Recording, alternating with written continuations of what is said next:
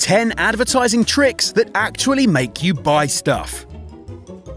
Number 10. Priming. So you might think you're in charge of the decisions you make when you're out shopping. Well, sorry, the advertising industry is about 10 steps ahead of you. As it turns out, even the smallest hints can influence your thoughts. It's all down to this tiny thing called priming, a psychological term for tiny clues encouraging certain thoughts, inclinations, and behaviors on a subconscious level, kind of like associations. Studies have shown that even simple things like the background color on a web page can have an effect. According to the Journal of Consumer Research, people browsing car websites were more likely to read the financial info when the page was green and showed money, but they focused on safety when it was red and featured flames. And if you thought it was just about turning your eye towards a sale, think again. A separate study showed that exposure to brand logos actually altered thought processes. Subjects shown the Apple logo behaved a massive 20% more creatively than people shown the IBM logo, and the effect is visible from as little as just 30 milliseconds of exposure. And that just reinforces Apple's goal of selling to people who use their tech to be fun and imaginative. So, considering we see 5,000 ads per day on average, that's a hell of a lot of priming. Number 9. Food styling. So, you see a beautiful looking fast food burger on TV and you just can't help yourself. You head up to the counter, hand over the cash and wait for your order with bated breath and roaring appetite. Then you're served up a thin patty and a flat bun and you feel saltier than your half-cold chips. Well, that, my friend, all comes down to food styling. Specialized food artists employ some pretty creative tactics to make meals look much more appealing than in real life. Studies have shown that so-called gastroporn can have a visible effect on brain chemistry. It can induce salivation in viewers, increases brain metabolism, and scientists suspect that it could even be a force in the obesity epidemic.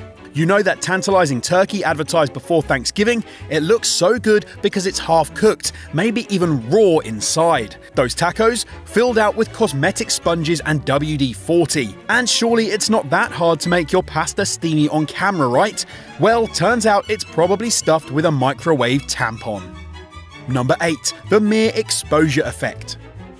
You might consider yourself someone who lives outside of the box, but that doesn't mean your brain does. In fact, psychological consensus is that just about everyone prefers familiar things. It's called the mere exposure effect, and it says that the more your brain is subjected to a stimulus, even in the most subtle ways, the more it will like it.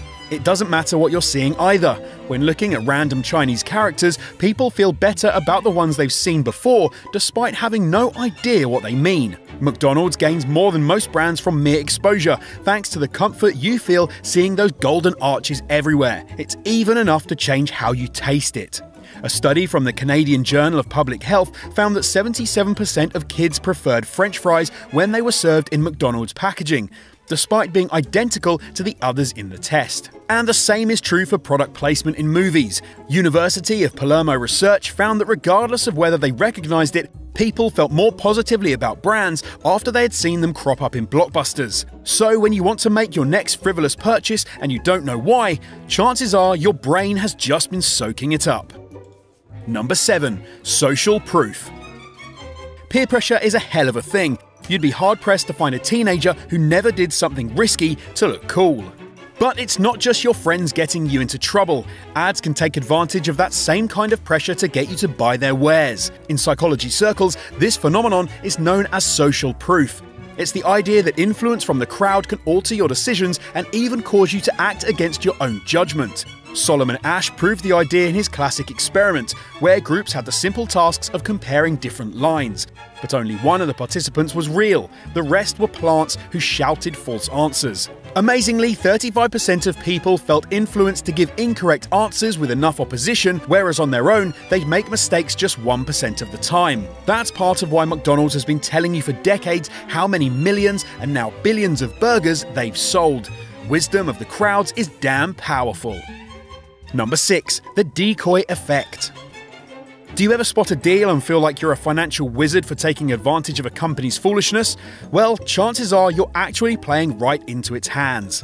The decoy effect is a classic advertising sales trick, where brands will use a certain price arrangement to convince you to buy things that you wouldn't otherwise. Dan Ariely broke down The Economist magazine's decoy pricing for his 2008 TED Talk. In his study, subjects had the option of a $60 web-only subscription, a $125 print deal, or both for the same price as print. Obviously, no one wanted the print-only subscription, because why would you? But strangely, when it was taken away, the number in the test taking the combined magazine deal went from 84% to just 32%.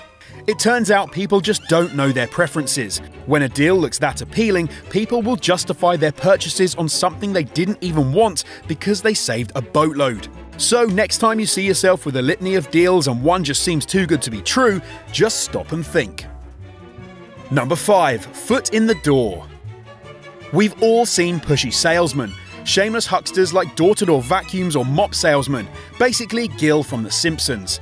But where they used to literally jam their feet in the door, the practice has since moved on. But it still works thanks to the wonders of psychology. Back in 1966, Stanford University published an answer to the question, how can a person be induced to do something he would rather not do? For example, buying a certain brand. The kind of intrusive study found that by calling someone and asking about their household appliances up front, they were 135% more likely to allow that person into their homes. The phenomenon has been proved time and time again. It doesn't matter whether you're asked in person or it's entirely online. The idea is that a small request makes someone feel more familiar and connected, and probably happier to splash the cash. That's part of why brands always want your email address. Aside from marketing and maybe selling your info, that connection will probably make you a more loyal customer. Number 4. Loss aversion. Free trials, money-back guarantees, and try before you buy schemes are nothing new in advertising, but there's actually a psychological quirk at play here that makes it really effective. It's the idea of loss aversion. Psychologists generally believe the perceived feeling of loss when something is taken away from you is greater than the pleasure you get from receiving it in the first place. Lance Armstrong even said, "I like to win, but losing means death." And we all know how that turned out. Studies have shown that when given identical mugs to buy, keep or sell, people would only want to sell them for 250% what they were willing to pay, just because they owned them. Some research even suggests that the striatum, the same part of the brain that handles rewards and addiction, chemically pushes you away from giving things up. And that's why these marketing schemes work. When people have used a program or tried a product, the drive to hold onto it can be more powerful than the desire to buy it in the first place. Number 3. Anchoring. Okay, so imagine you're shopping and you see a jacket for $1,000. Unless you're this guy, chances are you're not interested. Then you see the bright red $400 sale tag. Sounds like a steal, so you snap it up. Then you realize that you just eviscerated your $100 budget. Well, that's called price anchoring. It turns out our brains aren't great at weighing information, so often they'll put everything in terms of the first thing we see. Meaning those overpriced clothes look damn cheap when they could be 2.5 times as expensive. And the weird thing is the price can be completely arbitrary. A consumer study found that when using essentially random digits as prices, people were willing to pay up to 346% more for regular items like wine and textbooks than when they had a high price tag. But stores like JCPenney, Kohl's and Macy's have all been accused of manipulating the idea in recent years and were sued over accusations of inflating full prices for anchors. The lesson is watch out. That sweet t-shirt may say it's 70% off, but it might be closer to 20 or even 0. Number 2. Staring mascots. Have you ever walked through the cereal aisle and felt like you're being stared at? Kind of like you're in a gallery full of very sugary cartoon portraits. Well, you're not paranoid. Cereal boxes are staring directly at customers, often children. A team of scientists at Cornell University had a hunch that there was more to the cereal than meets the eye, so they set up a study to determine just what was going on. They found that cereals for children were positioned on grocery store shelves on average 65 centimeters lower than adult cereals, and their mascots tended to look 9.6 degrees downwards. But more importantly, they found that kids felt 16% more trust and a 26% closer relationship to the characters like Trix the Bunny when they were making eye contact. That's kind of worrying for healthy eating advocates, since kids' cereals are renowned for their sugary contents, sometimes as much as 56%. The team at Cornell suggested that healthy cereals fight back with their own mascots, but personally I'd prefer they kept their eyes to themselves. Number 1. Insecurity advertising. It's no secret that most people are pretty skeptical of advertising, and it's not hard to see why looking at this one.